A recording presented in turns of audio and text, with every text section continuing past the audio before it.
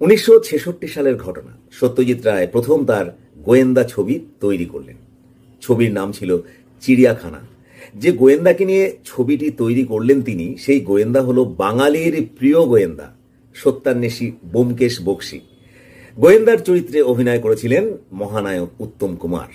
ছবিটি রিলিজ হওয়ার পর দর্শক মহল থেকে মিশ্র প্রতিক্রিয়া ভেসে আসলো। যেহেতু সত্যজিৎ রায় ব্যোমকেশ বক্সীর মূল গল্পটি থেকে অনেকটাই সরে এসে ছবিটি তৈরি করেছিলেন, সেজন্য অনেক দর্শক মনক্ষুণ্ণ হয়েছিলেন। কিন্তু শেষমেশ উত্তম কুমারের অভিনয়ের সৌজন্যে সবাই সেই ছবিটির প্রশংসায় পঞ্চমুখ হয়ে উঠল। কিন্তু একজন ভীষণ ক্ষেপে গেলেন। সবাই অবশ্য জানে তিনি একবার বেঁকে গেলে কাউকে রেয়াত করেন না। মানিক বন্দ্যোপাধ্যায়, তারাশঙ্কর বন্দ্যোপাধ্যায়, বনফুল, প্রেমেন্দ্র মিত্র, অচিন্ত্য কুমার সেনগুপ্ত, এইরকম সব বাংলা সাহিত্যের বাঘা বাঘা লেখকদের তিনি প্রকাশ্যে কড়া সমালোচনা করেছিলেন। এমনকি রবীন্দ্রনাথকেও তিনি বাদ দেননি। তা নিজের লেখা বই পাঠিয়ে কোনো উত্তর পাননি বলে রবীন্দ্রনাথকেও তিনি বলতে ছাড়েননি। যদিও পরবর্তীকালে রবীন্দ্রনাথ তার অন্যতম অবলম্বন হয়ে উঠেছিলেন, কিন্তু ঘটনা হলো এটাই যে তিনি কাউকেই ছেড়ে কথা বলেন না।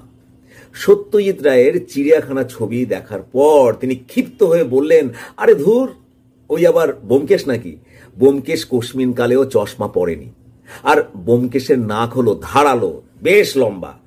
আর সিনেমাতে এই ব্যোমকেশ কে? ব্যোমকেশ ছিল কায়েত, আর তাকে কিনা উত্তম কুমার চট্টোপাধ্যায় বেমালুম বামুন বানিয়ে দিলেন। তা তখন এই সমালোচনার বিরুদ্ধে কেউ কোনো কথা বলার সাহস দেখাননি। এই মানুষটি হলেন সত্যান্বেষী ব্যোমকেশ বক্সী, তার অমর স্রষ্টা সাহিত্যিক শরদিন্দু বন্দ্যোপাধ্যায়, যিনি শুধুমাত্র ব্যোমকেশের স্রষ্টা হিসাবেই নয়, ইতিহাস আশ্রয়ী বহু উপন্যাসের জন্য বাংলা সাহিত্যে ভাস্বর হয়ে আছেন।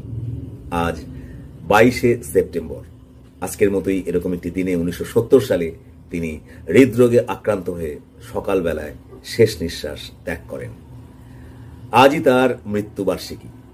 তাকে স্মরণ করছি, শ্রদ্ধা জানাচ্ছি।